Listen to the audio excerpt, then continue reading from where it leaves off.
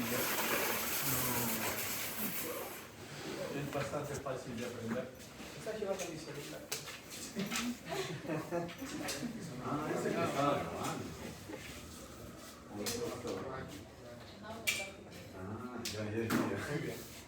Entonces vamos a ver. Lo primero es que diferenciemos clínicamente cada uno de estos cuadros, ¿sí? Porque de otra manera no vamos a llegar a un buen diagnóstico ni al manejo. Entonces va a haber 4 cosas que vamos a ver ahora y que son diferentes. Vamos a ver la urticaria, el angioedema, la anafilaxia y el shock anafiláctico, ¿sí? Vamos a ver esas 4 cosas y vamos a ver el tratamiento de cada una de ellas. Vamos a empezar con la urticaria, ¿sí? La urticaria, como tal, es la presencia de alguna de estas 2 lesiones o las 2 lesiones juntas en un paciente. Las ronchas o abones y el angioedema. Algunos ya se estarán preguntando, pero ¿por qué angioedema está acá si angioedema es un diagnóstico? Pasa que el angioedema, como algunas otras patologías, como algunas otras condiciones también, se comporta como signo, pero también como enfermedad. ¿A qué me refiero con esto? De que el angioedema se comporta como signo, pero también como enfermedad. Porque el angioedema es una manifestación de la urticaria, ¿sí? La urticaria se puede manifestar como angioedema. Pero el angioedema puede estar relacionado por otras cosas, no necesariamente por urticaria. Por eso es que existe también el diagnóstico de angioedema, ¿sí? Entonces, no sé si me entienden bien este concepto. El angioedema es un signo clínico de la urticaria, pero el angioedema también puede ser una patología propia por sí y no ser parte de la urticaria. Por eso es que hacemos la división de estos 4 grandes grupos, ¿sí? Entonces, para que haya urticaria tiene que haber 2 cosas, o ronchas o angioedema. ¿Pueden ir las 2 juntas? Sí. ¿Puede ir alguna de ellas? También. Puede ser un paciente que simplemente haga su reacción urticarial mediante la aparición de un angioedema. Pero si no están las 2, eso no es urticaria. Tiene que haber por lo menos una de ellas para que yo pueda diagnosticar una urticaria, ¿sí? La roncha o abón, ¿sí? Clínicamente, ¿por qué se presenta? Se presenta secundario a la activación de los receptores de histamina, ¿sí? ¿Qué provocan estos receptores de histamina? Número 1, provocan vasodilatación. Por tanto, si hay vasodilatación en alguna parte de tu cuerpo, ¿qué va a haber? Enrojecimiento. Primero, enrojecimiento, porque va a haber más sangre, se va a poner rojito, ¿no? Luego, la histamina va a provocar aumento en la permeabilidad vascular. Ese vaso sanguíneo va a estar más permeable. Y si un vaso sanguíneo está más permeable, ¿qué va a salir? Agua, líquido. Y si sale líquido y agua, va a haber edema. Y ese edema se manifiesta como una roncha, ¿no es cierto? Como una ronchita, ¿sí? Y todo es mediado a través de inmunoglobulina. Mayoritariamente, no exclusivamente, mediado a través de inmunoglobulina E. La inmunoglobulina E luego estimula a los mastocitos para que secreten histamina, ¿sí? Ojo, no solamente histamina y no solamente los mastocitos, también se ha visto que los basófilos y las plaquetas tienen cierto grado de importancia en el desarrollo de estos cuadros urticariales. Esta roncha,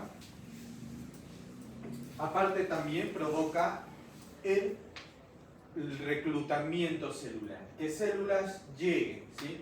¿Mediante qué? Mediante la producción de citoquinas, como la interleucina 3, interleucina 4, interleucina 5. Va a haber que lleguen más células, ¿no? Hay una activación quimiotáctica. Esta activación celular va a activar algunos de los signos que se presentan, ¿no? Como puede ser, por ejemplo, el prurito, ¿no? Gracias a eso se va a desencadenar el prurito clásico de las reacciones alérgicas. Habitualmente estas ronchas o agones, ¿qué parte afectan de la piel? La dermis superficial e intermedia, o sea, es superior, ¿sí? Es superior. Habitualmente estas lesiones desaparecen en el lapso entre 30 minutos a un día. ¿Sí? Entre 30 minutos a 24 horas estas lesiones desaparecen. ¿Sí?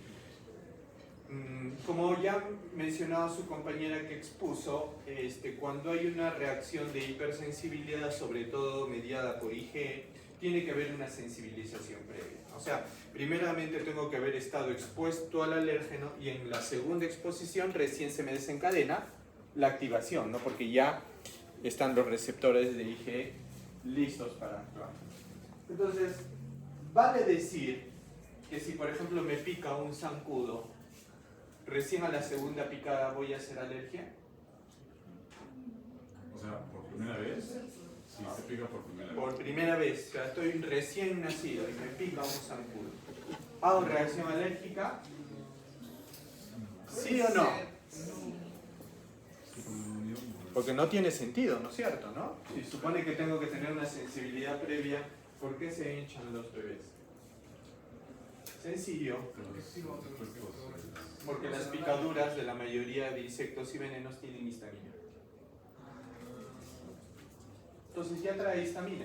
Entonces esa histamina, que es una histamina externa, provoca todos los síntomas que han tenido. Entonces, y aparte, bueno, no les tengo que explicar cada síntoma, porque a no ser que no sean seres humanos, dudo mucho que a sus ya más de 20 años ninguno de ustedes haya tenido una urticaria.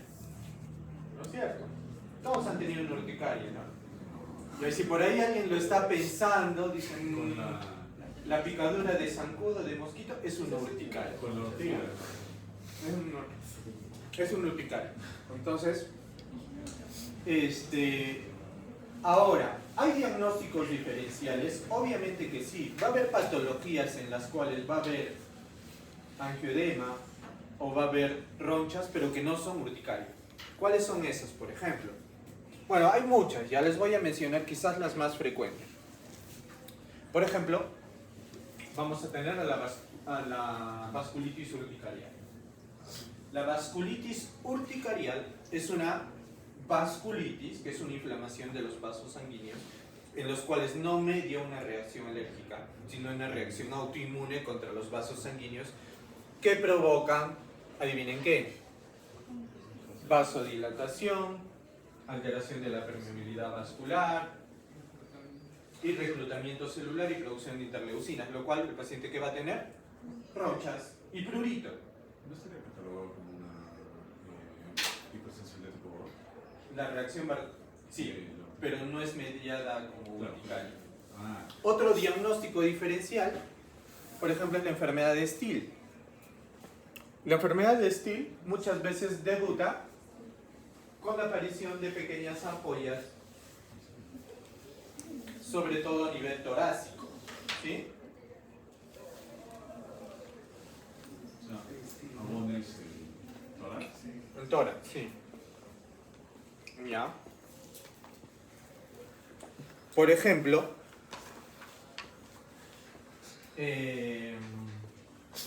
también tenemos las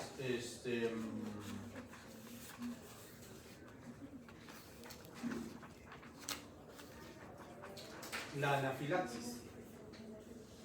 La anafilaxis es un diagnóstico diferencial de la urticaria, ¿sí? Y el angioedema hereditario, ¿no? También va a ser un diagnóstico diferencial. Muy bien. El angioedema tiene la particularidad de que afecta a la dermis profunda y tejido celular subcutáneo.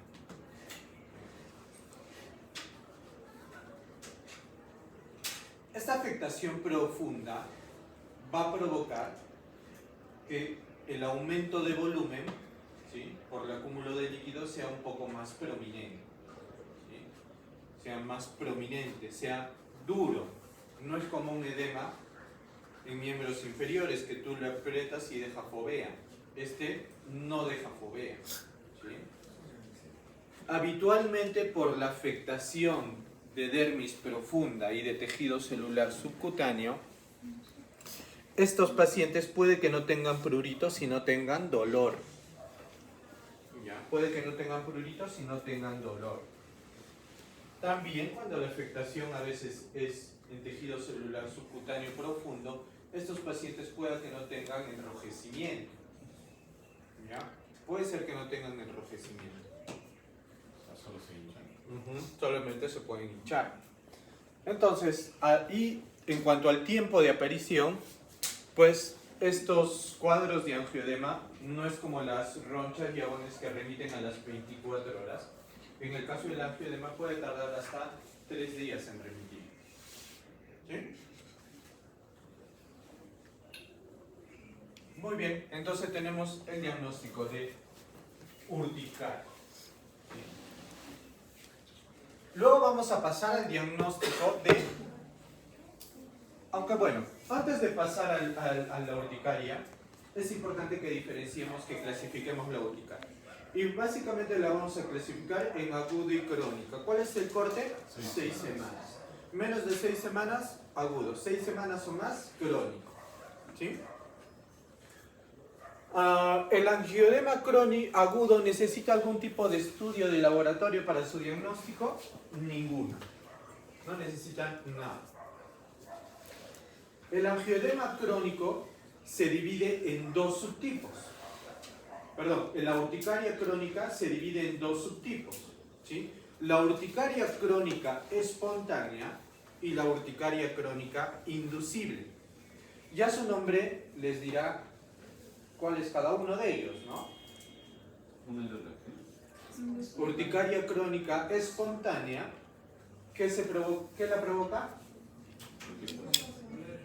No sabemos. La respuesta es no sabemos. Y tenemos la urticaria crónica inducible. ¿Qué puede ser? Hay diversas etiologías, ¿no? Su compañero puso un gráfico bonito así con cada una de ellas, algunas de tantas, ¿no?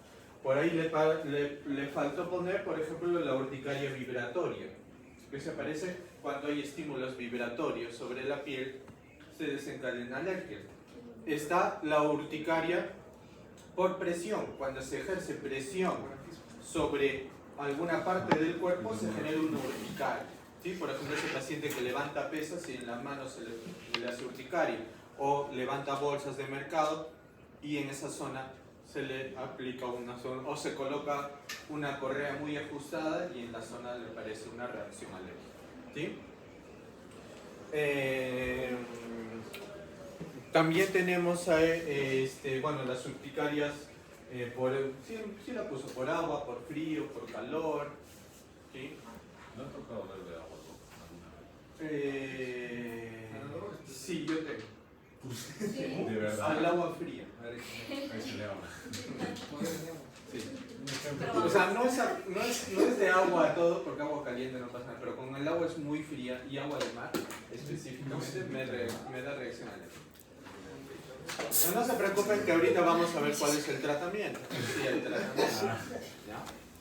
Y sí funciona. Cuando lleguemos a la parte terapéutica. ¿Ya? Entonces,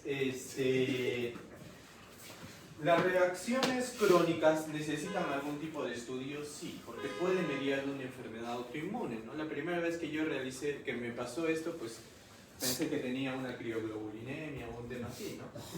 Entonces, sí que merita hacer estudio, una urticaria crónica. ¿Qué se tiene que hacer de estudios básicos?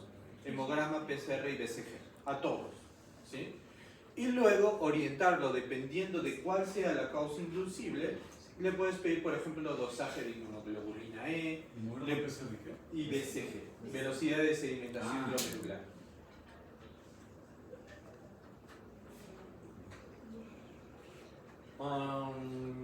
Se le puede pedir dosaje de inmunoglobulina E, anticuerpos anti-TPO. ¿Ya?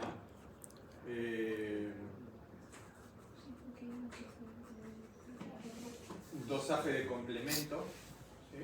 De C1, etcétera, ¿no? Se puede ya para ir viendo qué podría ser mi etiología. Muy bien. ¿Qué es angioedema? El angioedema ya sabemos qué es, porque lo hemos visto como un signo de la urticaria. Pero el angioedema como enfermedad también se divide en agudo y crónico. ¿Cuánto es el tiempo? Fácil, 6 semanas.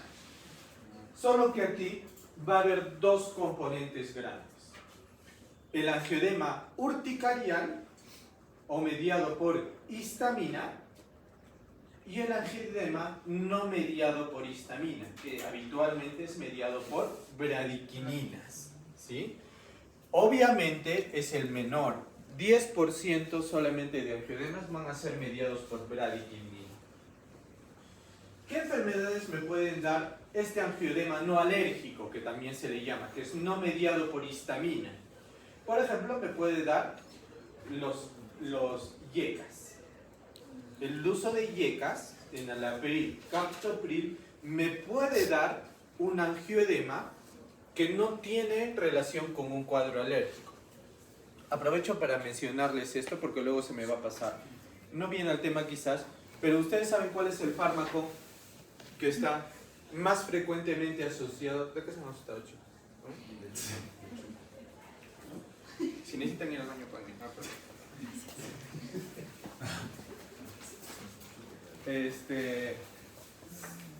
¿Cuál es el fármaco más relacionado a reacciones alérgicas de tipo urticario?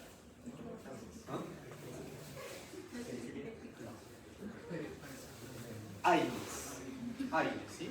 AINES. Muy bien.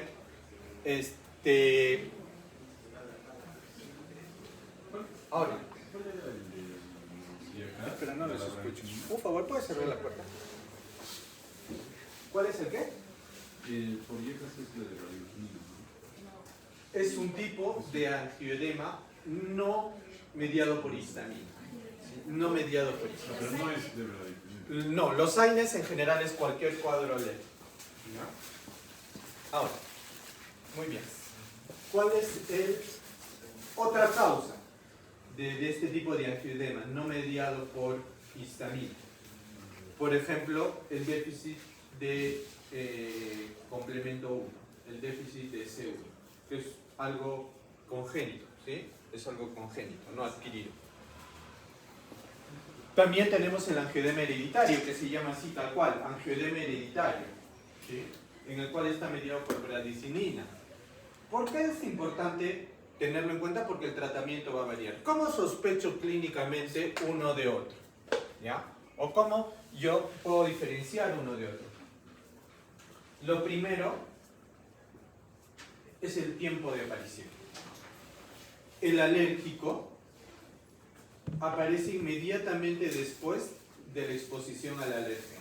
Entonces, un paciente que, por ejemplo, está en un restaurante, es alérgico a las nueces, no le avisan que la comida tiene nueces y hace una reacción alérgica y sale del restaurante con el labio hinchado, ¿sí? Se desencadena rápidamente, ¿sí? Recuerden que, como bien ha dicho su compañero, el angioedema es habitual que ocurra en cara. Es la zona principal, labios, párpados, ¿sí? Pero muy rara vez puede ocurrir en manos, pies y zona genital.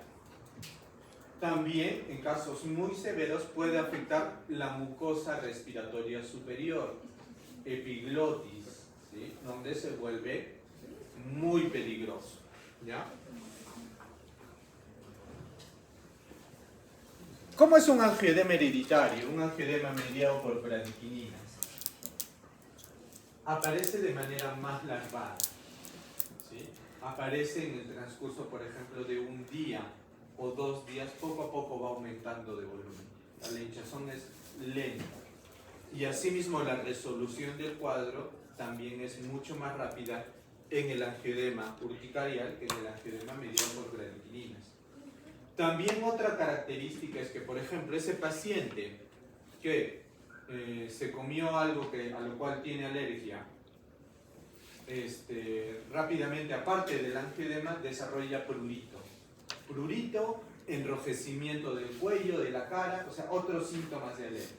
En cambio, en el mediado por bradykininas, solamente va a haber edema. No hay otro signo de urticaria. No va a haber prurito, no va a haber enrojecimiento, solo hay angioedema, el aumento de volumen de los labios, de los párpados. Esa es otra característica clínica que a mí me puede hacer diferenciar una de otra. ¿Así hemos entendido? La diferencia entre urticaria y angioedema será básicamente clínica, ¿sí? Ahora nos vamos a anafilaxia.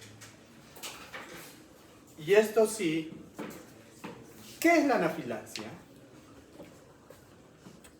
Es una urticaria o un angioedema, pero que tiene signos sistémicos.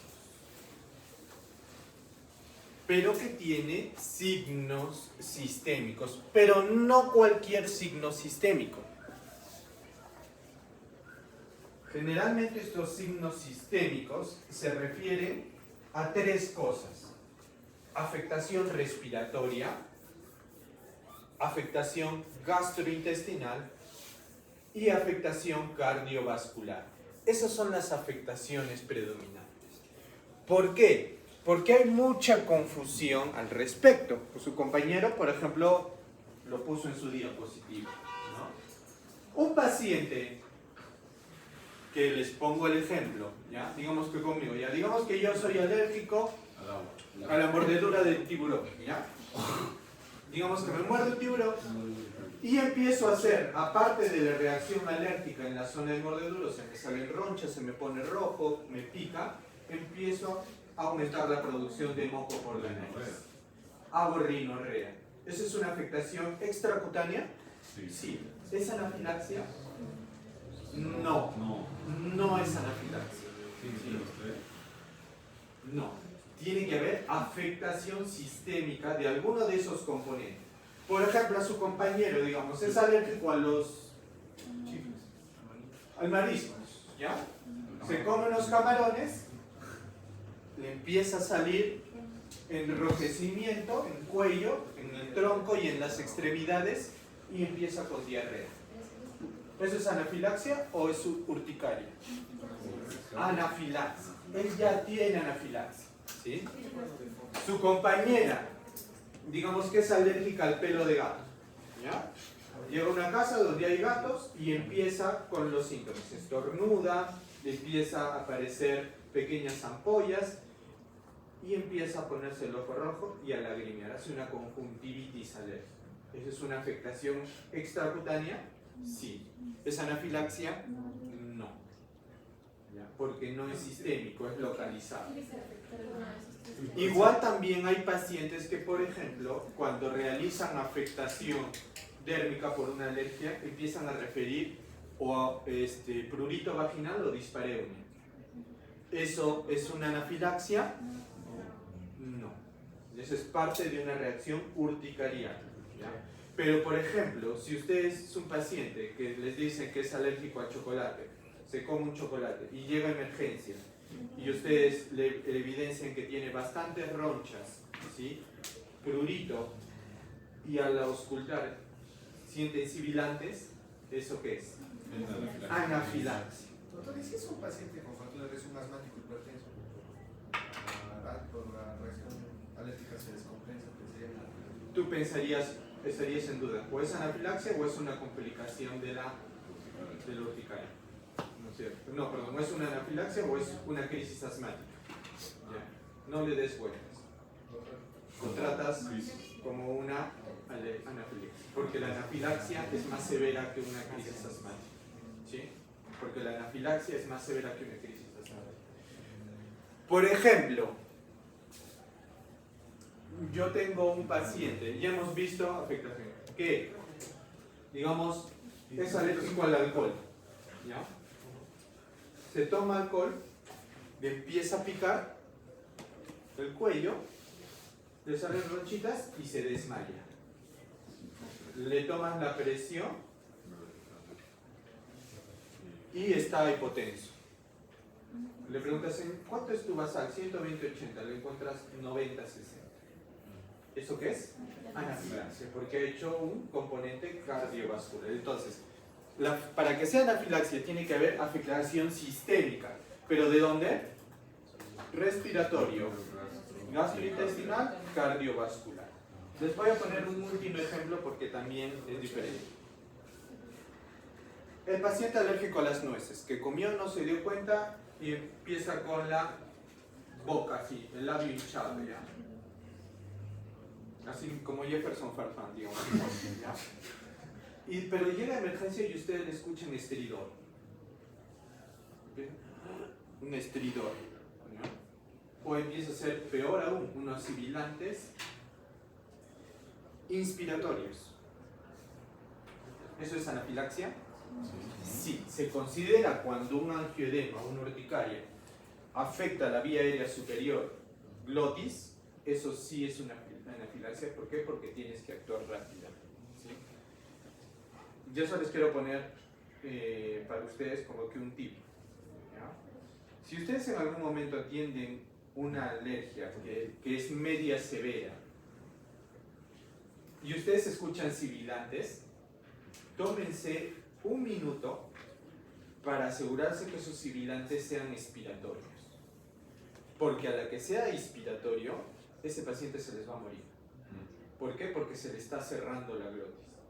Está haciendo sibilantes al pasaje del aire, o sea, esa glotis está así, al borde de cerrarse. Entonces, si tu paciente tiene sibilantes y ves que está así, en esta posición, respirando así, ahí tienes que actuar, o sea, no te va a dar tiempo para referir a ese paciente se te va a morir en el traslado.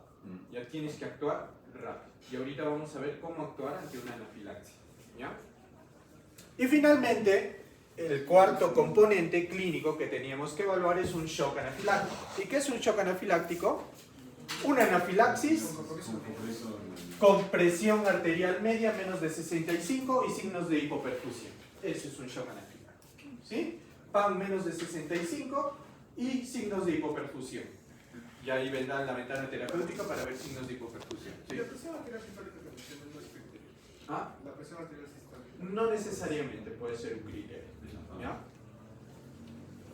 Pero asociada a signos de hipoperfusión. Porque yo puedo tener una PAN de 60, pero si no tengo signos de hipoperfusión, no es shock. Sí saben, ¿no? Los signos de hipoperfusión. Si no saben, ya los veremos cuando toque. Básicamente son las ventanas de hipoperfusión. ¿Sí? Número 1, oliguria. Número 2, signos dérmicos que te indiquen. Llene capilar mayor a 2 segundos, el oscurecimiento de las rodillas, el lívido reticularis. Tercero, compromiso del estado de conciencia, Glasgow menor a 15. ¿Ya? Y el lactato, los niveles elevados de lactato, que no necesariamente también pueden estar. ¿Ya? Muy bien, tu paciente tiene eso y es un shock anafiláctico. ¿Hemos entendido la diferencia de cada uno? Chicos, tienen que entender la diferencia porque el tratamiento varía mucho. Entre cada uno de estos componentes es muy variable. ¿Sí?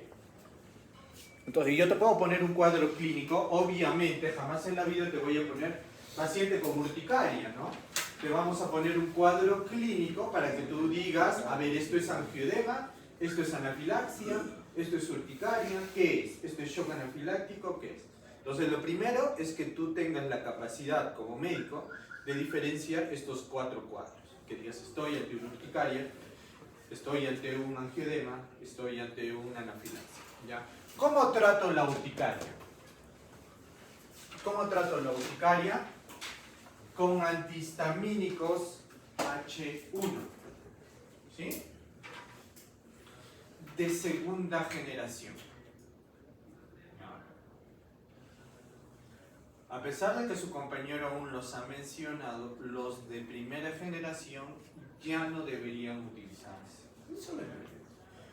Y sobre todo en pediátricos. Con la leche materna, compiten por el receptor del... No, porque los de primera generación atraviesan la barrera hematoencefálica. ¿Sí? ¿Y qué pasa que atraviesan la barrera hematoencefálica? Sí. En niños altera el desarrollo cerebral. Se ha visto que niños que han utilizado antihistamínico de manera crónica tienen menor tasa de aprendizaje que un niño que no ha estado sometido de manera crónica al uso de antihistamínicos. O sea, le cuesta más aprender. Se ha visto también el aumento de la tasa de trastorno de déficit de atención e hiperactividad en niños pequeños que han tomado antihistamínicos de H1 de primera generación. Por tanto, ya la mayoría de guías proscriben su uso en niños. En adultos deberíamos evitar. ¿Por qué no los evitamos básicamente en el Perú? Por la plata. No, porque solamente cuando queremos, para casos de reacciones urticariales severas en los cuales queremos utilizar parenteral, lamentablemente no tenemos cetiricina endovenosa como tiene Europa y Estados Unidos. ¿Sí? Solo tenemos clorfenamina o clorfeniramina endovenosa, es la única alternativa. Entonces, ¿por qué lo seguimos usando? Porque es lo único que tenemos.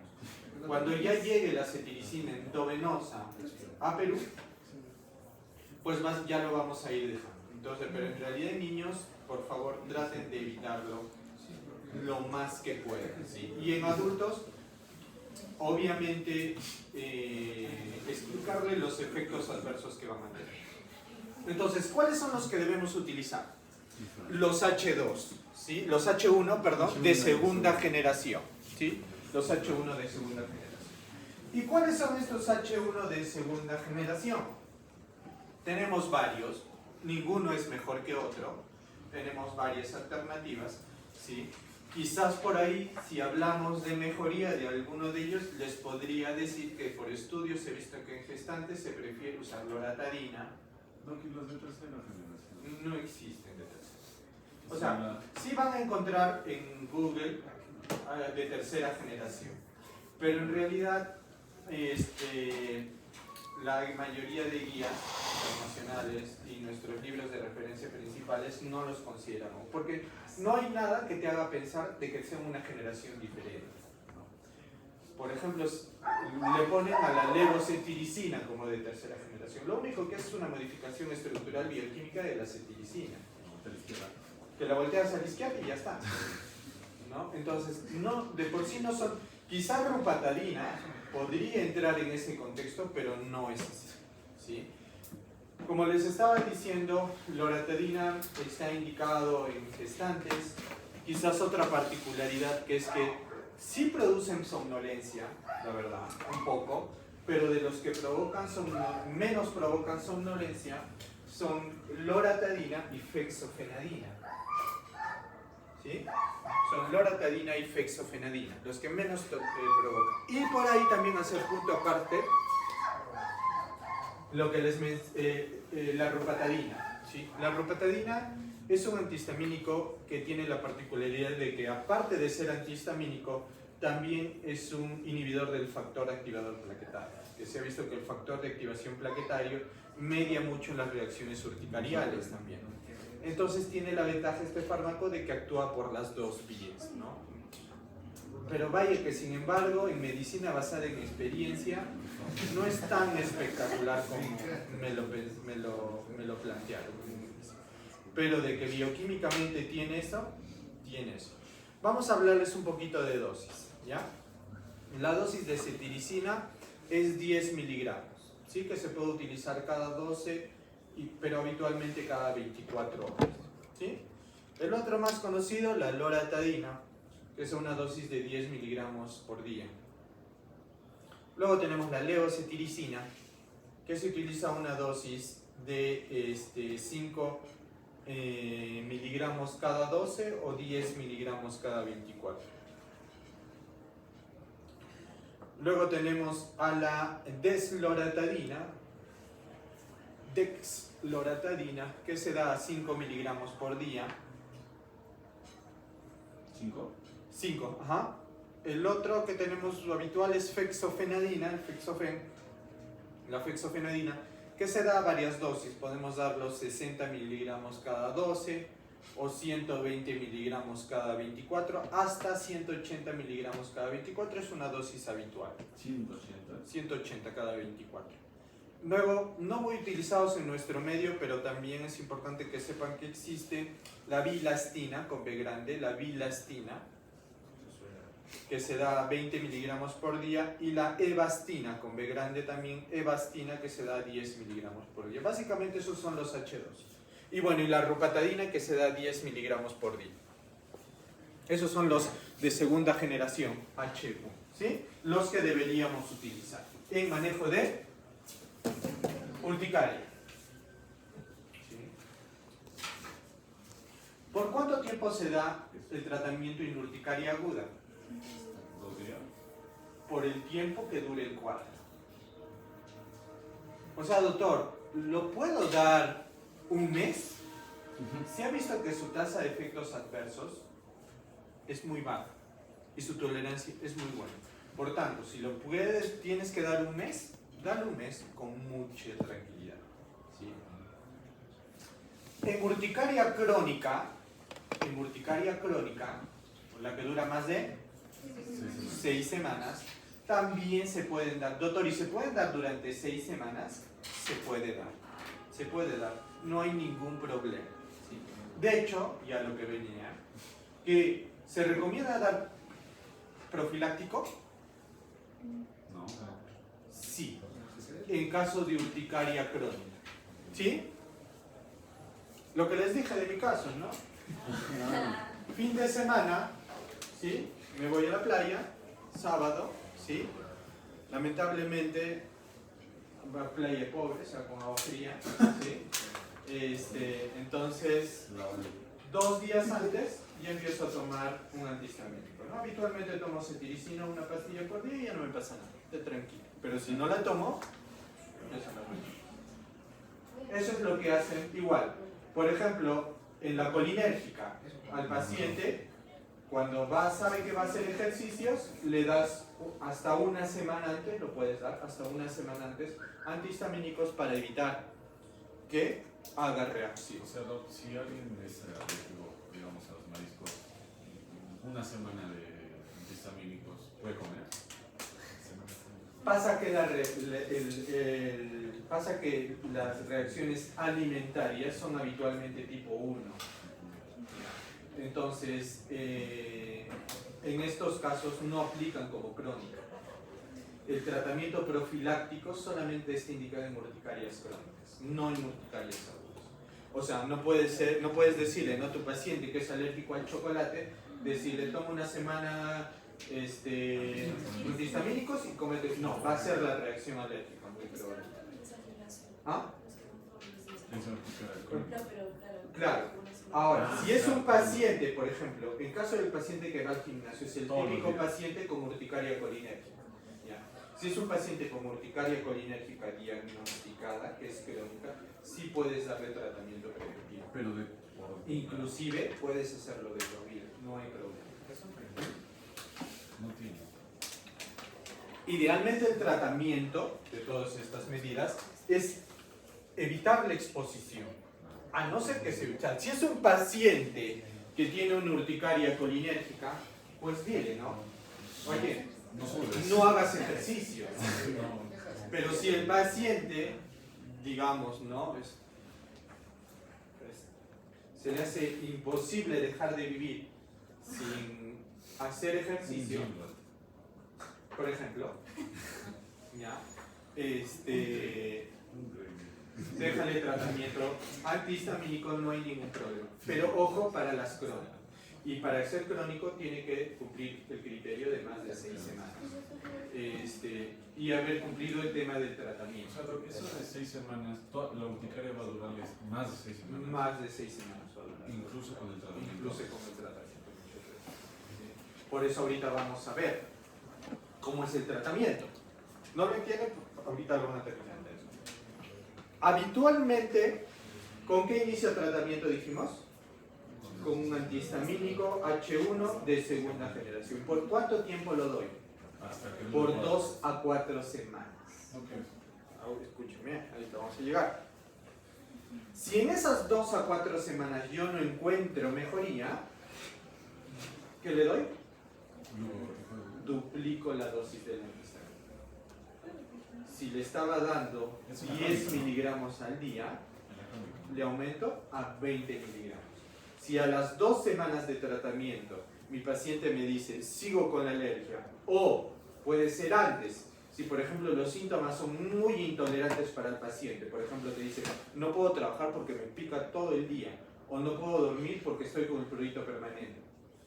Antes de las 2 semanas puedes aumentar la dosis. ¿A cuánto? Al doble. De cualquiera. De cualquiera. Ah, de cualquier. Pero nunca mezclar dos, siempre uno. Por ejemplo, si empezaste con cetiricina, ya, aumentale la dosis a la cetiricina.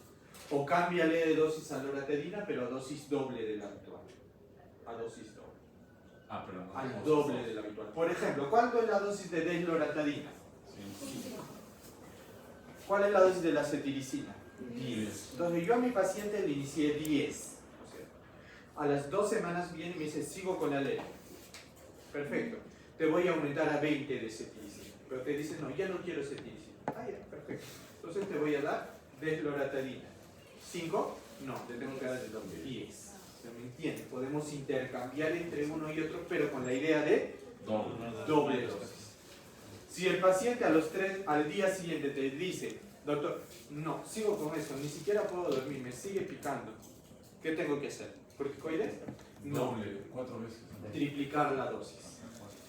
Pasa lo mismo, hasta puedes cuadriplicar la dosis.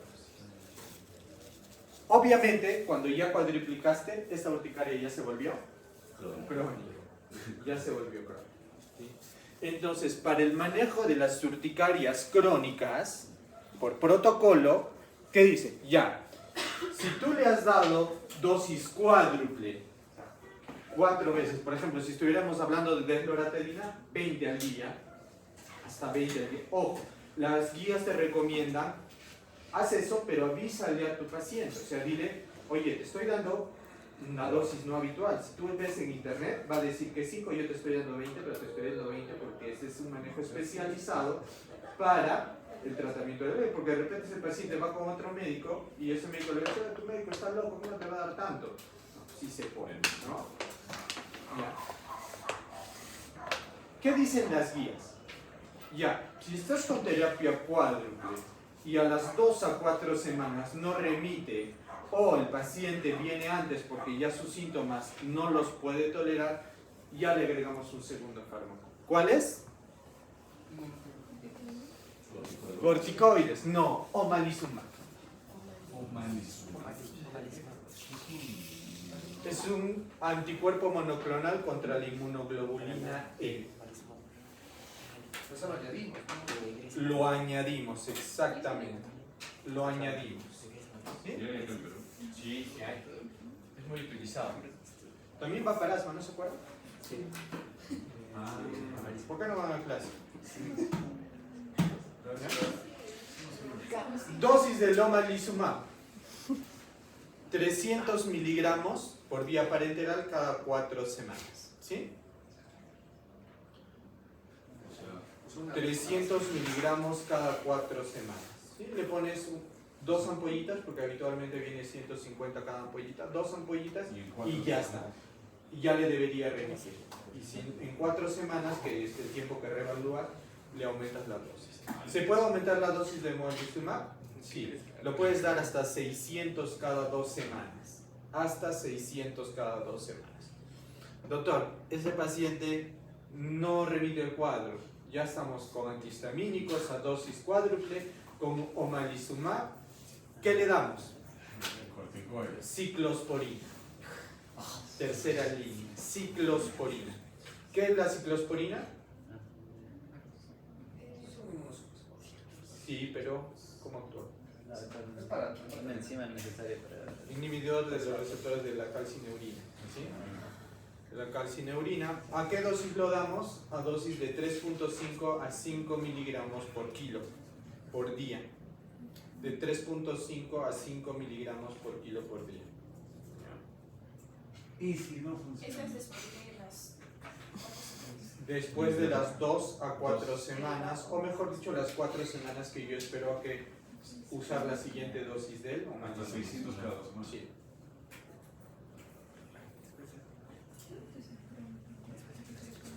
Si no funciona, ¿qué terapias alternativas tengo? Planes B, ¿no? Con menor evidencia. Puedo utilizar, por ejemplo, la sulfasalacina. Puedo utilizar, por ejemplo, el metrotexate, que también es un fármaco que lo utilizamos en artritis mucho. Puedo utilizar inmunoglobulinas endovenosas. Puedo hacer una terapia de disminución de anticuerpos. ¿Cómo puedo hacer eso? Con plasmaféresis, ¿sí? ¿Qué más puedo hacer? Fototerapia, en el caso de que sea un paciente que haga urticaria secundaria al sol, ¿ya? Le puedo aplicar fototerapia. Puedo aplicar inmunoglobulinas endovenosas. Puedo aplicarle anticuerpos monoclonales contra el factor de necrosis tumoral alfa.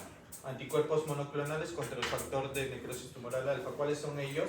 El etanercept, el infliximab y el adalimumab. ¿Ya? Cualquiera de ellos, ya como terapia última. Y en cualquiera de esos momentos, yo puedo decidir usar corticoides bajo el juicio clínico. O sea, No están recomendados, no es lo más adecuado para urticaria, pero te dicen que en caso de que tienes una urticaria refractaria, podrías plantearte el uso. Y como bien ha mencionado su compañera, ¿cuáles son? ¿Cuáles son? Metilprednisolona y prednisona. ¿Sí? La dosis la mencionó su compañero, habitualmente de 20 a 50 miligramos de prednisona, su equivalente. Aquí tienen las equivalencias de corticoides. ¿Sí? Vamos a tener. P es prednisona, MP metilprednisolona, D dexa y HC hidrocortisona. ¿Ya? Esas son las tablas de equivalencia. Entonces utilizas el que prefieres. Idealmente, predni o metil. Que también puedes utilizar hidrocortisona, actúa mucho más rápido, por si acaso. Tiene una acción mucho más rápida que cualquiera de los otros. No, la hidro. Muy bien, y ese es mi tratamiento para urticaria. Angioedema. ¿Qué hora es? Angioedema. ¿Cuál es el tratamiento? Lo mismo, pero aquí ya corticoides tiene más evidencia a favor de su uso. ¿Sí? Y ahí ya puedes entrar con corticoides desde el inicio, para casos de angioedema. ¿Sí? No para urticaria, para angioedema ya puedes iniciar corticoides, ya puedes dar inicio. Pero no más de 10 días de corticoides. ¿Sí? No dar más de 10 días de corticoides. Y solamente para el angioedema mediado por histamina. No para el angioedema mediado por bradiquinina, porque por más que le des antihistamínicos, corticoides o todo lo que quieras, estos pacientes no van a mejorar. ¿Sí? ¿Qué podemos hacer para el angioedema mediado por bradiquinina? ¿Sí? Por el no alérgico, digo. Uno, si es que es por por IECAS, suspender el IECA inmediatamente. Y con la suspensión del IECA, el angioedema va a remitir. ¿En cuánto tiempo remite? Aproximadamente 3 días en promedio. ¿Sí? Tarda un poquito más en remitir. ¿Qué más puedo utilizar? Si mi paciente tiene déficit de C1, que es otra causa, darle C1, darle complemento. ¿Sí? Y también se ha visto que hay un inhibidor de bradiquinina, ¿sí? Que es un medicamento que se llama el Icativant, con C, Icativant. Pero no funciona tan bien como quisiéramos por su nombre, ¿no? Si dice que inhibe bradiquininas, debería funcionar también. La verdad es que no va tan bien. Pero está ahí. El Icativant, ¿sí? Esos son. ¿Le daré antihistamínicos? No. Corticoides, tampoco. Y ¿Sí? en el hereditario, El hereditario entra aquí. pero ¿qué Sí. uso para El icativante. el Icativante. Es un inhibidor de las bradicininas. ¿Ya? También puedes usar plasmaféresis para casos ya refractarios, ¿sí? Como terapia para estos. ¿Sí? Muy bien, vamos al tratamiento de la anafilaxia. ¿Sí? Recuerden qué es la anafilaxia. Para la anafilaxia ya entra a tallar la adrenalina o la epinefrina. Ese es el tratamiento de base. O sea, ya no uso antihistamínicos ni corticoides, también, pero no son los de primera línea. O sea, a ese paciente le tengo que dar adrenalina, pero aparte corticoide y aparte antihistamínico. ¿Sí? Dosis de adrenalina de 0.3 a 0.5 miligramos. Habitualmente, ¿de cuánto viene la ampollita de adrenalina? De 1 miligramo. Habitualmente, hay presentaciones de 0.5, sí, pero habitualmente la ampollita viene de 1 miligramo por mililitro, por cierto. ¿Ya? ¿Cuántas veces le administro? hasta que se resuelva? Ya. Vamos al mismo ejemplo. Su compañero dijimos que hizo alergia a los camarones y hizo diarrea. Le pondré hasta que se le pase la diarrea. ¿Sí? ¿Cada cuánto tiempo? Cada 5 a 15 minutos. Cada 5 a 15 minutos. 5 ¿Por qué vía? Intramuscular. Ya no está recomendada la vía subcutánea. Por vía intramuscular. ¿En qué músculo? Era El recto.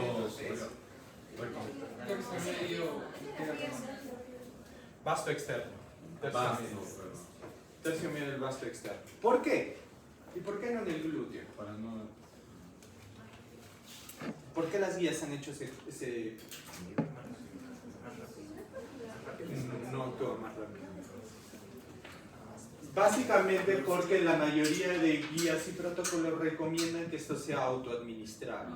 Claro. O sea, que si tú eres paciente que tienes antecedentes de reacciones anafilácticas, que camines por la vida con tus ampollitas, con tu jeringa, con adrenalina. Y si sientes los síntomas de anafilaxia, inmediatamente es más difícil que te pongas uno en la nalga, ¿no? Puedes fallar, tapar un nervio. Entonces, en el músculo, ¿no? Puede agarrar tu silicona. Por eso mejor en el músculo. ¿Sí? Sin embargo, hay un pero. No todas las guías, pero algunas dicen que si después de la tercera dosis no hay mejoría de adrenalina, ese paciente, por ejemplo, que viene con sibilantes, luego de la tercera dosis de adrenalina no evidencias mejoría, que cambies de vía de administración, que pases ya a vía endovenosa, por ejemplo. Igual es la misma. Ahorita no. ¿Sí? Entonces, todavía no les hablo eso porque no es parte del tratamiento de anafilaxis. ¿Sí? Entonces, en anafilaxis, ¿qué voy a utilizar? Adrenalina. 0,3 a 0,5. Cada 5 a 15 minutos, de acuerdo a algunas guías, hasta un máximo de 3. Otras no ponen tiempo, puedes darle y darle, darle. ¿Hasta cuándo le doy? Hasta que la afectación sistémica desaparezca. ¿Lo mando a la casa con adrenalina? No. ¿Con qué se va a la casa ese paciente? Con antihistamínicos y corticoides. ¿Qué corticoide utilizo? Ya hemos visto. ¿Por vía oral o parenteral? Dependiendo de la severidad de la reacción anafiláctica. Por ejemplo, caso su compañero que hizo su diarreica, vía oral. Si yo hice estridor y encima compromiso de glotis, edema glótico, tiene que ser, me vas a dar prednisona 40, ¿sí?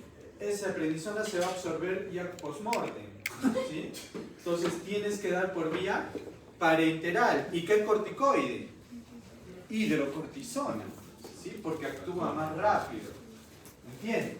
Entonces, dependiendo de la severidad de la anafilaxia, obviamente, un paciente que, por ejemplo, hizo una reacción que se desmayó, ¿sí? Una reacción alérgica, le picaron full zancudo, se desmaya, pero luego despierta y tú le tomas la presión y ya la presión está bien, está controlada por vía oral, tranquilo, no va a pasar nada. ¿Ya? Muy bien. O sea, ¿se puede decir que solamente enteral cuando hay compromiso respiratorio? Cuando hay O sea, certificación respiratoria. parenteral, te refieres. Claro. Claro, cuando hay, pero, o sea, también cuando hay compromiso respiratorio y sibilantes, pero también compromiso superior, de vía superior, de mucosa glótica que puedes aplicar. ¿Ya? O puede ser, por ejemplo, en una reacción anafiláctica generalizada, ¿no? Todo el cuerpo es enrojecido. ¿Ya? Ahí también es mejor aplicar por vía parenteral. ¿Ya? Cuando todo el cuerpo, digamos, un paciente que viene con todo el cuerpo enrojecido. ¿Sí? ¿Y qué utilizamos por vía parenteral? Aparte del corticoide, también se recomienda dar el antihistamínico por vía parenteral.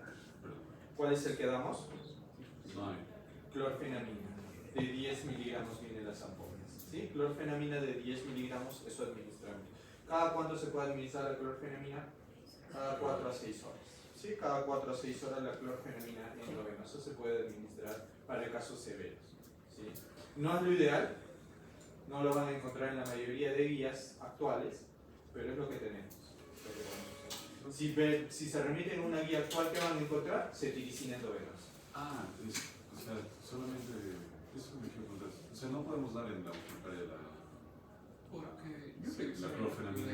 dice cetiricina endovenoso, pero en el Goldman Cecil, en el Cecil le dice que es en términos orales, cetiricina 10 miligramos, la misma dosis.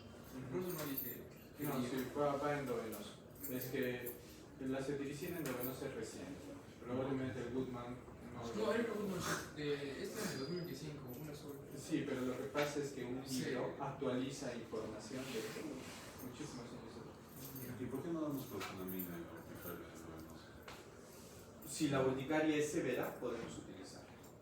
Si tienes un cuadro urticarial severo, por ejemplo una urticaria diseminada, sí puedes utilizar un antihistamínico endovenoso como terapia de ataque. Obviamente, si es severa, también podrías evaluar, de acuerdo a tu juicio médico, utilizar corticoide. Pero no está en las guías. En las guías no te lo recomiendo. Pero tu juicio médico te pone corticoide como posibilidad, no te lo dice cómo utilizarlo. Entonces, pero si tú tienes una afectación urticarial generalizada, sí que podrías pensarlo. ¿Ya? Muy bien, y nos vamos a shock. ¿Cuál será el tratamiento para el shock? Volumen. Lo mismo de A, B, C. Primero vía aérea, ¿no? Si tu paciente ya está cerrado, ¿sí? Porque se le cerró la glotis, ¿qué haces? Traqueostomía y le pones un tubo. ¿Ah?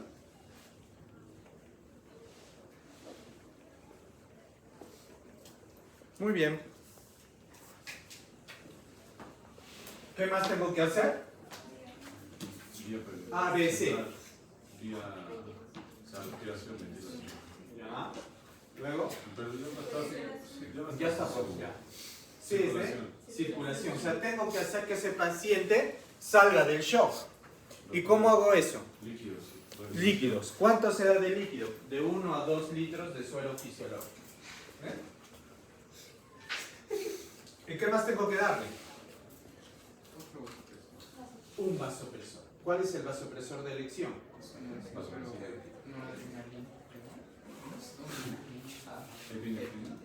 Adrenalina. Adrenalina va a ser mi vasopresor de elección. ¿Sí?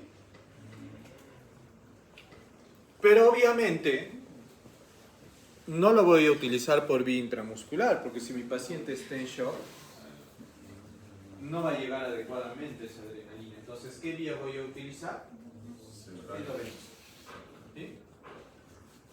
¿Cómo se administra la vía endovenosa para casos de shock?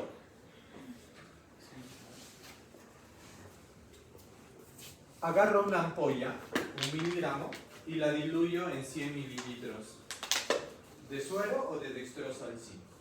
¿Sí? Agarro una ampollita y la diluyo. ¿Sí? Y le doy a una dosis de 1 a 5 microgramos por minuto. 1 a 5. 5 microgramos por minuto de adrenalina. Es una bomba. Ahora, ¿cómo preparo esa bomba? Vamos a hacer un ejemplo. ¿Sí? 1 a 5 microgramos. Pero la ampolla viene en miligramos. 1 miligramo, ¿cuántos microgramos tiene? 1000 microgramos. ¿Qué quiere decir? Que en estos 100 mililitros que preparé, ¿cuántos microgramos hay? En estos 100 mililitros que preparé, en este Volutrol de 100, ¿cuántos microgramos hay? 1000 microgramos. ¿Por qué 1000? Porque estoy poniendo una ampolla de 1 miligramo. Agarro una ampolla, la rompo, la echo en el Volutrol y ya voy a tener una solución preparada con adrenalina. ¿Sí me entienden, no? Esta parte. ¿Sí? Pongo mi ampolla. Bueno, están prestando atención si me entienden. Ya. Entonces es 100 microgramos, perdón, 1000 microgramos en 100 mililitros, ¿no es cierto? Sí. Entonces cada mililitro, ¿cuántos microgramos tiene? 10, ¿no es cierto? ¿Y cuánto va a ser la dosis que yo necesito? Varía de 1 a 5. Si es 5, ¿qué quiere decir? La mitad. Que yo le tengo que dar 0.5 mililitros, ¿no es cierto? Por minuto. Pero si fuera 1, ¿cuánto sería? La décima parte, o sea, 0.1 mililitros. Cuando yo preparo una bomba, no lo preparo en minutos, lo preparo en mililitros hora. Entonces, ¿qué tengo que hacer? Multiplicar esto por 60 y esto por 60 y me saldrá entre 6 y 30 mililitros por hora. Y así preparo mi bomba. Porque a la enfermera yo no le voy a decir 1 a 5 microgramos por minuto, yo le tengo que decir mililitros por hora. ¿No? Mililitros por hora. ¿Ya? Muy bien. Y ese va a ser mi tratamiento. ¿Nada más? No. También corticoides y también antihistamínicos. Para casos en los cuales hay un compromiso respiratorio severo, ¿sí? O sea, hay una broncoconstricción que no mejora con, por ejemplo, la adrenalina, se puede intentar, es una vía de administración, la adrenalina nebulizante. ¿Sí? Se puede nebulizar al paciente con adrenalina. Es una alternativa. Agarro una ampolla, ¿sí? La mitad de la ampolla la diluyo en 3 a 4 cc de suero fisiológico y nebulizo con ese paciente. Lo que voy a lograr es que se haya broncodilatación. Es una terapia alternativa que puedo utilizar la adrenalina nebulizada. ¿Sí? Hay algo muy importante que tengo que mencionarles, que es que para utilizar la adrenalina endovenosa, ese paciente de preferencia tiene que estar en UCI. ¿Por qué? Porque la adrenalina provoca mucha arritmia. Entonces, si tu paciente no está con monitoreo cardíaco, no es aconsejable que aún le inicies adrenalina endovenosa porque es muy riesgosa. ¿Por qué no le dan con adenosina? ¿Perdón? No le pueden dar al profiláctico una adenosina. Porque se muere. Pasa que la adenosina es un fármaco muy peligroso. La adenosina solamente está recomendada en taquicardias, súbita, pero pasa un problema que la provoca sistolia. Entonces, hay pacientes que si no lo indicas adecuadamente, la adenosina le puede provocar un paro cardíaco. Entonces, no sé si alguna vez ustedes han visto usar adenosina. Sí. Es que nos ponemos y respiramos un ratito, porque tú ves el monitor y de pronto hay una rayita. Y cuando pum. 10 al 9. Y Y ese estrés es muy...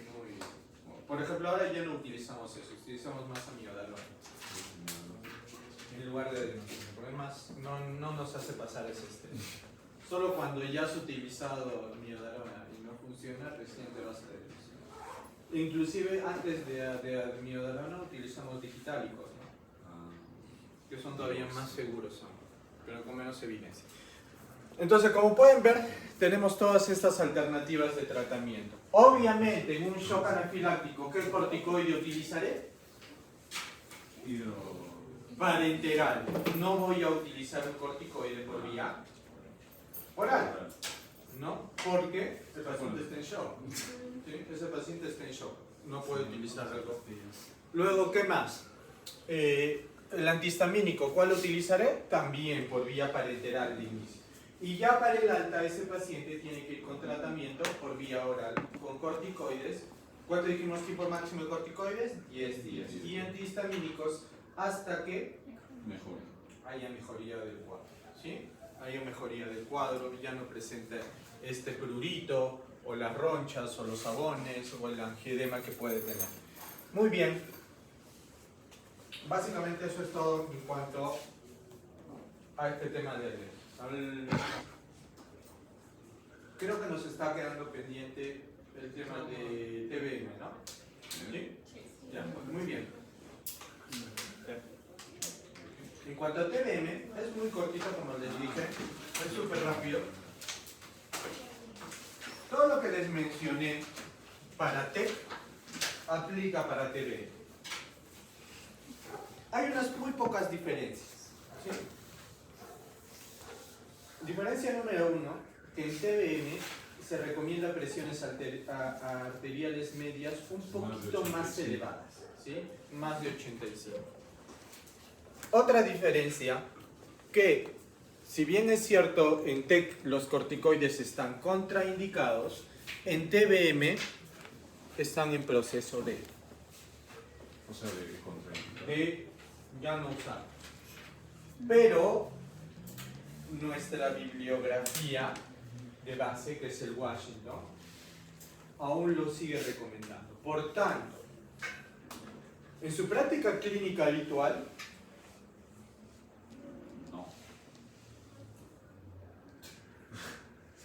evalúan. Si tu paciente tiene más de 8 horas de politraumatizado, ya no vale la pena en ningún contexto. Si tu paciente tiene menos de 8 horas de traumatismo y es un traumatismo cervical, sí. Si es dorsal, lumbar, no tiene ninguna utilidad tampoco. Pero nuestra guía dice, perdón, nuestro libro y el examen van a decir que sí. O sea, corticoides sí o sí. Para TB, ¿qué es corticoide? Metilprednisolona. La dosis de la metilprednisolona es de 30 miligramos por kilo la primera hora. Y luego se sigue una infusión de 5.4 miligramos por kilo por hora. 5.4 miligramos por kilo por hora las 23 horas restantes para completar el tratamiento de un día. ¿Sí? Este es el de primera línea. De segunda línea, Dexa. ¿Sí? Dexa quedamos a una dosis de un bolo de 6 a 10 miligramos de Dexa. De 6 a 10 miligramos de Dexa. Y luego continuamos administrando bolos de 2 a 4 miligramos de Dexa cada 4 a cada 6 horas, dependiendo de la severidad del traumatismo. ¿Sí? ¿Hasta cuándo? ¿Hasta cuándo? De 5 a 7 días. Los dos. No, cualquiera de los dos. Sí, cualquiera de los dos. No. La metil es solo un día. Solo un día. Solo un día. Y la Dexa sí es. La Dexa sí es por 5 a 7. Es mejor dar metil. ¿Por qué dan? Por si más. A cada 4 o 6 horas el vuelo. Cada 4 o 6 horas. ¿Ya? Dependiendo de la severidad. ¿Qué otra cosa más tenemos como parte del tratamiento? ¿Sí? La otra cosa que tenemos como parte del tratamiento es tener mucho cuidado con una de las complicaciones del TBM, que es el shock neurogénico. ¿Sí? Sobre todo cuando son lesiones por encima de C5, la posibilidad es mucho mayor. ¿Qué ocurre en el shock neurogénico? La sección medular secundaria del traumatismo o ese hiperestímulo a nivel de las fibras vertebrales ocasiona que hay un cese en la inervación periférica de los vasos sanguíneos, ¿sí? Hay una apoplejía. Eso hace que el tono vascular se pierda de manera abrupta. Normalmente nosotros tenemos un tono vascular, o sea, nuestras arterias y vasos están siempre con un ligero grado de contracción. Cuando ocurre esto de manera súbita, los vasos pierden ese tono vascular y se hinchan. Entonces toda la sangre se queda emposada en la parte distal y no hay retorno venoso. Al no haber retorno venoso, ya no hay sangre que bombear y el paciente entra súbitamente. ¿Sí? Vasoespasmo es todo lo contrario, la contracción. Esto es todo lo opuesto a un vasoespasmo. ¿Sí? Por ejemplo. ¿Ya? Ahora, mi pregunta sería, ¿qué pasa, por ejemplo, si yo tengo un paciente politraumatizado que tiene TBM, que tiene TEC y encima tiene trauma abdominal cerrado? ¿Cómo lo sé? Porque le tomo una ecografía, un ecofast y encuentro líquido libre en cavidad. Y mi paciente está chocado. Y yo tengo que hacerme la pregunta, ¿esto es un shock hipovolémico o un shock neurogénico? ¿Y por qué me tengo que hacer esta pregunta? Porque el manejo varía. ¿Cuál es el manejo del shock hipovolémico? Su nombre lo dice. ¿Cuál es el manejo del shock hipovolémico? Volumen. Le tengo que meter volumen. ¿Sí? ¿Por qué? Porque tienen déficit de volumen. Dependiendo de si es tipo 1, tipo 2, tipo 3, tipo 4, será sangre o cloruro. ¿Sí? Pero en el shock neurogénico, ¿qué ocurre? ¿Hay déficit de líquido? No. ¿Qué es lo que pasa? No hay tono. Entonces, ¿qué tengo que dar? Fármacos que me aumenten el tono vascular. Entonces, ¿el tratamiento es diferente? Sí. Entonces, ¿cómo diferencio una de otra? Y digamos que no tengo manejo invasivo como para calcular RBP, el índice cardíaco. Ambos. La clínica. El shock neurogénico es el único shock de todos que cursa con bradicardia. Entonces, si tu paciente viene y le encuentras con 50 de frecuencia cardíaca y PAN de 50, definitivamente eso es un shock neurogénico. Pero la bradicardia no es uno de los últimos estadios finales de shock, o sea, puede ser un shock polémico ya en la cita. Claro. Pero depende también del tiempo. Porque cuando se acaba el mecanismo compensatorio taquicardia y todo eso, Habitualmente en un shock hipovolémico es muy raro de que veas una bradicardia, no sé que ya estés en casos extremos, pero obviamente solamente con mirar al paciente te vas a dar cuenta. ¿Por qué? Porque va a estar pálido, papel, pero no va a tener color. En cambio, los pacientes con shock neurogénico, la parte distal está enrojecida. ¿Por qué? Claro, Porque toda la sangre está ahí. O sea, tú le vas a ver la mano y está hiperémico. En cambio, en un shock hipovolémico le vas a ver la mano y ese paciente no va a tener color. ¿Sí? Esa también es una diferencia muy importante si quisieras ver ya en casos, digamos, muy avanzados del shock, en el cual te podría entrar esa diferencia de ellos. Que es que en el shock neurogénico, vamos a tener este enrojecimiento distal. ¿Sí? ¿Cuál es el tratamiento? Vasopresores. ¿Sí? Hay que mejorar el tono vascular. ¿Y cómo logramos eso? De primera línea, noradrenalina. ¿Sí? La noradrenalina, y de segunda línea, la dobutamina. ¿Sí? Entonces, hay que tener mucho cuidado si nos ponen un caso de TBM, de un paciente que se cae de altura y ven que tiene bradicardia y shock. ¿Ya? El tratamiento en ese caso va a ser noradrenalina. Claro, o sea, si tienen traumatismo, pero con bradicardia sí o sí viene Va a venir la noradrenalina como tratamiento inicial para ese cuadro. ¿Ya? Luego, no se olviden las medidas de extricación que han conversado, los movimientos en bloque, el evitar los movimientos del cuello, de la cabeza, la tracción bimanual, cómo es que debe colocarse al paciente y todos esos elementos que más que nada son para práctica clínica de ustedes, ¿sí? Luego, por lo demás, el manejo es muy similar al que hemos visto de medidas de neuroprotección que aplican para traumatismo encefalocraneano. No hay mayor diferencia. Muy bien. ¿Alguna pregunta? ¿Todo bien? Muy bien. Nos vemos entonces la próxima.